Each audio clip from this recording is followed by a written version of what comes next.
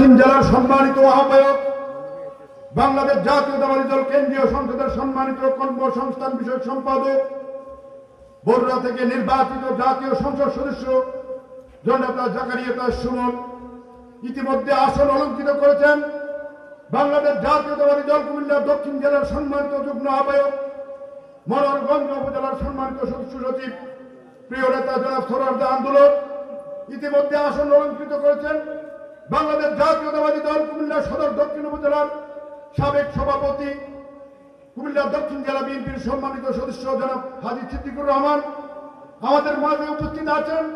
কুমিল্লা দক্ষিণ জেলা কৃষক দলের সম্মানিত সাধারণ সম্পাদক জনাব হাজী মামুনুর রশিদ সহ আমাদের উপজেলার নেতৃবৃন্দ, বিশেষ করে সামনে উপস্থিত আছেন জাতীয়তাবাদী দলের প্রাণ চৌরা ইউনিয়ন বিএনপির সম্মানিত ওয়ার্ড পর্যায়ে গ্রাম পর্যায়ের নেতৃবৃন্দ। আসসালামু আলাইকুম রহমতুল্লাহ। আপনারা জানেন 5ই আগস্ট রক্তের বিনিময়ে যে বাংলাদেশ বিনির্মাণের সাম্য মানবিক বাংলাদেশ বিনির্মাণের জন্য দেশনায়ক তারেক রহমান যে নির্দেশনা দিয়েছেন, সেই নির্দেশনার আলোকে কুমিল্লা দক্ষিণ জেলা বিএনপি একটি মডেল হিসেবে কুমিল্লা দক্ষিণ জেলায় জাতীয়তাবাদী দলকে সুসংগঠিত করার লক্ষ্যে 9টি ওয়ার্ডে একই দিনে 6টি ইউনিয়নে একই দিনে সম্মেলন করার যে পরিকল্পনা করেছে, আমি এর জন্য আজকের সভা থেকে কুমিল্লা দক্ষিণ জেলা যুবদল কুমিল্লা দক্ষিণ উপজেলার পক্ষ থেকে আমি জেলা বিএনপিকে ধন্যবাদ অভিনন্দন জানাই। আজকে শুধু আমি একটি কথা বলবো, আজকেও বিএনপি গত 17 বছর ষড়যন্ত্র মোকাবেলা করে গুম খুন হামলা মামলার শিকার হয়েছে। বিএনপি মানুষের ভোটাধিকারের জন্য আন্দোলন করেছে। এই দেশে তত্ত্বাবধায়ক সরকার প্রতিষ্ঠার জন্য বিএনপি রক্ত দিয়েছে, ঠিক কিনা?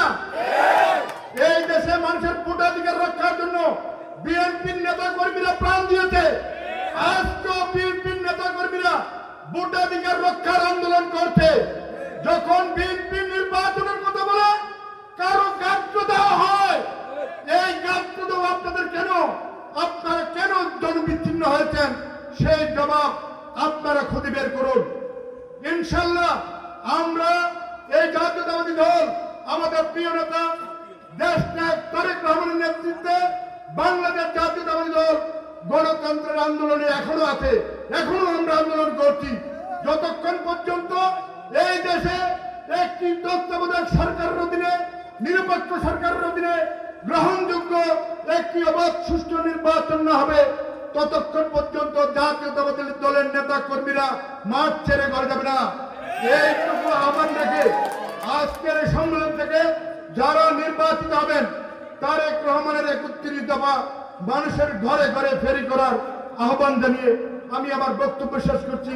আল্লাহ হাফেজ। বাংলাদেশ জিন্দাবাদ। শহীদ অমর হোক। দেশ নেত্রী বেগম খালেদা জিন্দাবাদ। তারুণ্যের অহংকার আগামী রাষ্ট্রনায়ক দেশ নায়ক তারেক রহমান জিন্দাবাদ। মনিরুল হক চৌধুরী জিন্দাবাদ।